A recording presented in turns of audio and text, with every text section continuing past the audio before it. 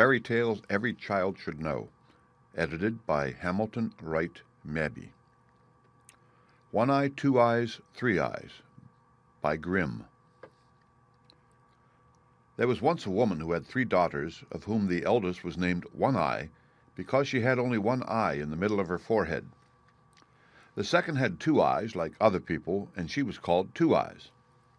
The youngest had 3 eyes, 2 like her second sister, and 1 in the middle of her forehead, like the eldest, and she bore the name of Three Eyes. Now because little Two Eyes looked just like other people, her mother and sisters could not endure her. They said to her, "You are not better than common folks with your 2 eyes. You don't belong to us." So they pushed her about, and threw all their old clothes to her for her to wear, and gave her only the pieces that were left to eat, and did everything that they could to make her miserable. It so happened that little Two Eyes was sent into the fields to take care of the goats, and she was often very hungry, although her sisters had as much as they liked to eat. So one day she seated herself on a mound in the field and began to weep and cry so bitterly that 2 little rivulets flowed from her eyes. Once, in the midst of her sorrow, she looked up and saw a woman standing near her who said, "What are you weeping for, little Two Eyes?" "I cannot help weeping," she replied, "for because I have 2 eyes like other people, my mother and sisters cannot bear me. They push me about from one corner to another and make me wear their old clothes and give me nothing to eat but what is left, so that I am always hungry. Today they gave me so little that I am nearly starved." "Dry up your tears, little Two Eyes," said the wise woman. "I will tell you something to do which will prevent you from ever being hungry again. You have only to say to your own goat, 'Little goat, if you're able, pray deck out my table,' and immediately there will be a pretty little table before you full of all sorts of good things for you to eat, as much as you like. And when you have had enough, and you do not want the table any more, you need only say, 'Little goat, when you're able, remove my nice table,' and it will vanish from your eyes." Then the wise woman went away. "Now," thought little Two Eyes, "I will try if what she says is true, for I am very hungry." So she said, "Little goat, if you're able, pray deck out my table." The words were scarcely spoken when a beautiful little table stood really before her. It had a white cloth and plates and knives and forks and silver spoons, and such a delicious dinner, smoking hot, as if it had just come from the kitchen. Then little Two Eyes sat down and said the shortest grace she knew. "Pray God be our guest for all time. Amen." Before she allowed herself to taste anything, the prayer was accomplished. But oh, how she did enjoy her dinner! And when she had finished, she said, as the wise woman had taught her, "Little goat, when you're able, remove my nice table." In a moment, the table and everything upon it had disappeared. "That is a pleasant way to keep house," said little Two Eyes, and felt quite contented and happy.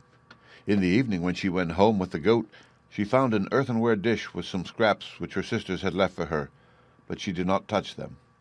The next morning she went away with the goat, leaving them behind where they had been placed for her. The first and second times that she did so, the sisters did not notice it. But when they found it happened every day, they said one to the other, "There's something strange about little Two Eyes. She leaves her supper every day, and all that has been put for her has been wasted. She must get food somewhere else." So they determined to find out the truth, and they arranged that when Two Eyes took her goat to the field, One Eye should go with her to take particular notice of what she did and discover if anything was brought for her to eat and drink. So when Two Eyes started with her goat, One Eye said to her, "I am going with you today to see if the goat gets her food properly while you are watching the rest." But Two Eyes knew what she had in her mind, so she drove the goat into the long grass and said, "Come, One Eye, let us sit down here and rest, and I will sing to you." One Eye seated herself, and, not being accustomed to walk so far or to be out in the heat of the sun, she began to feel tired, and as little Two Eyes kept on singing, she closed her one eye and fell fast asleep. When Two Eyes saw this, she knew that One Eye could not betray her, so she said, "Little goat, if you are able, come and deck my pretty table." She seated herself when it appeared, and ate and drank very quickly, and when she had finished, she said, "Little goat, when you are able, come and clear away my table." It vanished in the twinkling of an eye, and then Two Eyes woke up One Eye and said, "Little One Eye, you are a clever one to watch goats, for while you are asleep they might be running all over the world. Come, let us go home." So they went to the house, and Little Two Eyes again left the scraps on the dish untouched, and One Eye could not tell her mother whether Little Two Eyes had eaten anything in the field, for she said to excuse herself, "I was asleep." The next day the mother said to Three Eyes, "You must go to the field this time, and find out whether there is any one who brings food to Little Two Eyes, for she must eat and drink secretly." So when Little Two Eyes started with her goat, Three Eyes followed, and said, "I am going with you today to see if the goats are properly fed and watched." But Two Eyes knew her thoughts, so she led the goat through the long grass to tire Three Eyes, and at last she said, "Let us sit down here and rest, and I will sing to you, Three Eyes."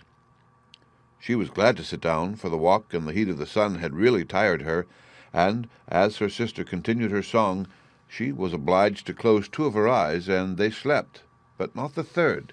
In fact, Three Eyes was wide awake with one eye, and heard and saw all that Two Eyes did, for poor Little Two Eyes, thinking she was asleep, said her speech to the goat, and the table came with all the good things on it, and was carried away when Two Eyes had eaten enough, and the cunning Three Eyes saw it all with her one eye. But she pretended to be asleep when her sister came to wake her, and told her she was going home. That evening, when Little Two Eyes again left the supper they placed aside for her, Three Eyes said to her mother, "I know where the proud thing gets her good eating and drinking," and then she described all she had seen in the field. "I saw it all with one eye," she said, "for she had made my other two eyes close with her fine singing, but luckily the one in my forehead remained open." Then the envious mother cried out to poor Little Two Eyes, "You wish to have better food than we, do you? You shall lose your wish." She took up a butcher's knife, went out, and stuck the good little goat in the heart, and it fell dead. When Little Two Eyes saw this, she went out into the field, seated herself on a mound, and wept most bitter tears. Presently the wise woman stood again before her and said, "Little Two Eyes, why do you weep?" "Ah," she replied, "I must weep. The goat, who every day spread my table so beautifully, has been killed by my mother, and I shall have again to suffer from hunger and sorrow." "Little Two Eyes," said the wise woman, "I will give you some good advice. Go home and ask your sister to give you the inside of the slaughtered goat, and then go and bury it in the ground in front of the house door." On saying this, the wise woman vanished.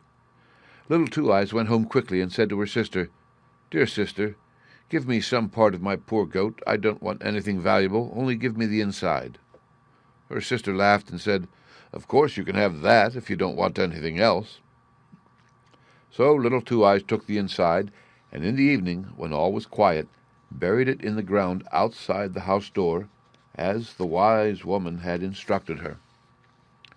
The next morning, when they all rose and looked out of the window, there stood a most wonderful tree, with leaves of silver and apples of gold hanging between them. Nothing in the wide world could be more beautiful or more costly. They none of them knew how the tree could come there in one night, excepting Little Two Eyes. She supposed it had grown up from the inside of the goat, for it stood over where she had buried it in the earth. Then said the mother to Little One Eye, "Climb up, my child, and break off some of the fruit from the tree." One Eye climbed up, but when she tried to catch a branch and pluck one of the apples, it escaped from her hand, and so it happened every time she made the attempt, and, do what she would, she could not reach one. "Three Eyes," said the mother, "climb up and try what you can do. Perhaps you will be able to see better with your three eyes than One Eye can." One Eye slid down from the tree, and Three Eyes climbed up. But Three Eyes was not more skilful. With all her efforts she could not draw the branches nor the fruit near enough to pluck even a leaf, for they sprang back as she put out her hand. At last the mother was impatient, and climbed up herself, but with no more success, for, as she appeared to grasp a branch or fruit, her hand closed upon thin air. "May I try?" said Little Two Eyes. "Perhaps I may succeed." "You indeed?" cried her sisters. "You with your two eyes? What can you do?" But Two Eyes climbed up, and the golden apples did not fly back from her when she touched them, but almost laid themselves on her hand, and she plucked them one after another till she carried down her own little apronful. The mother took them from her, and gave them to her sisters, as she said Little Two Eyes did not handle them properly. But this was only from jealousy, because Little Two Eyes was the only one who could reach the fruit. And then she went into the house, feeling more spiteful to her than ever. It happened while all three sisters were standing under the tree together, a young knight rode by. "Run away quick, and hide yourself, Little Two Eyes. Hide yourself somewhere, for we shall be quite ashamed for you to be seen." Then they pushed the poor girl in great haste under an empty cask which stood near the tree, and several of the golden apples that she had plucked along with her. As the knight came near, they saw he was a handsome man, and presently he halted and looked with wonder and pleasure at the beautiful tree with its silver leaves and golden fruit. At last he spoke to the sisters and asked, "To whom does this beautiful tree belong? If a man possessed only one branch, he might obtain all he wished for in the world." "The tree belongs to us," said the two sisters, "and we will break off a branch for you if you like." They gave themselves a great deal of trouble in trying to do as they offered, but all to no purpose, for the branches and the fruit evaded their efforts and sprung back at every touch. "This is wonderful," exclaimed the knight, "that the tree should belong to you, and yet you are not able to gather even a branch." They persisted, however, in declaring that the tree was their own property. At this moment Little Two Eyes, who was angry because her sisters had not told the truth, caused two of the golden apples to slip out from under the cask, and they rolled on till they reached the feet of the knight's horse. When he saw them, he asked in astonishment where they came from. The two ugly maidens replied that they had another sister, but they dared not let him see her, for she had only 2 eyes, like common people, and was named Little Two Eyes. But the knight felt very anxious to see her, and called out, "Little Two Eyes, come here." Then came Two Eyes, quite comforted from the empty cask, and the knight was astonished to find her so beautiful. Then he said, "Little Two Eyes, can you break off a branch of the tree for me?" "Oh, yes," she replied, "I can very easily, for the tree belongs to me."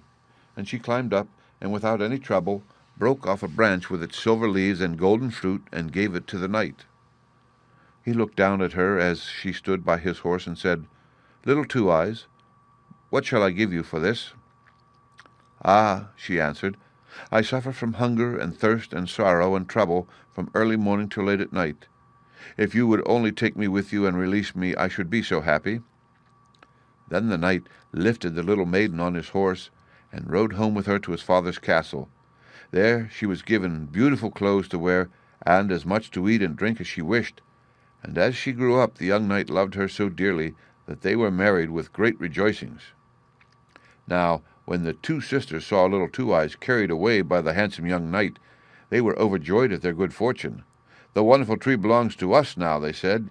"Even if we cannot break off a branch, yet everybody who passes will stop to admire it and make acquaintance with us, and who knows, we may get husbands after all."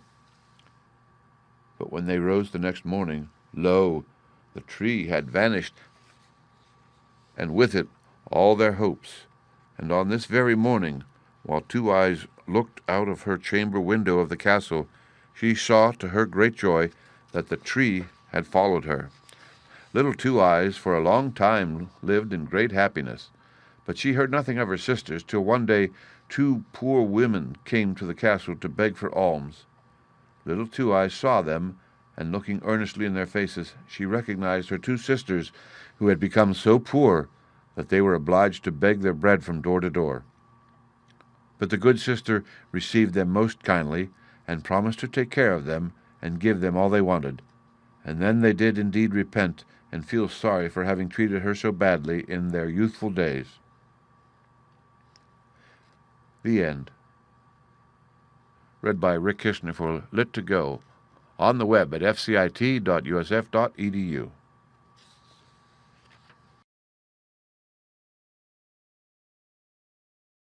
The youngest had 3 eyes, 2 like her second sister, and 1 in the middle of her forehead like the eldest, and she bore the name of Three Eyes. Now because Little Two Eyes looked just like other people, her mother and sisters could not endure her. They said to her, "You are not better than common folks with your 2 eyes. You don't belong to us." So they pushed her about, and threw all their old clothes to her for Fairy Tales Every Child Should Know, edited by Hamilton Wright Mabie. One Eye, Two Eyes, Three Eyes by Grimm. There was once a woman who had 3 daughters, of whom the eldest was named One Eye, because she had only one eye in the middle of her forehead. The second had 2 eyes, like other people, and she was called Two Eyes. Once, in the midst of her sorrow, she looked up and saw a woman standing near her who said, "What are you weeping for, little Two Eyes?" "I cannot help weeping," she replied, "for because I have 2 eyes, like other people, my mother and sisters cannot bear me. They push me about from one corner to another and make me wear their old clothes and give me nothing to eat but what is left, so that I am always hungry. Today they gave me so little that I am nearly starved." "Dry up your tears, little Two Eyes," said the wise woman. "I will tell you something to do which will prevent you from ever being hungry again. You have only to say to your own goat, 'Little goat, if you're able, pray deck out my table,' and immediately there will be a pretty little table before you full of all sorts of good things for you to eat, her to wear, and gave her only the pieces that were left to eat, and did everything that they could to make her miserable. It so happened that little Two Eyes was sent into the fields to take care of the goats, and she was often very hungry, although her sisters had as much as they liked to eat. So one day she seated herself on a mound in the field and began to weep and cry so bitterly that 2 little rivulets flowed from her eyes.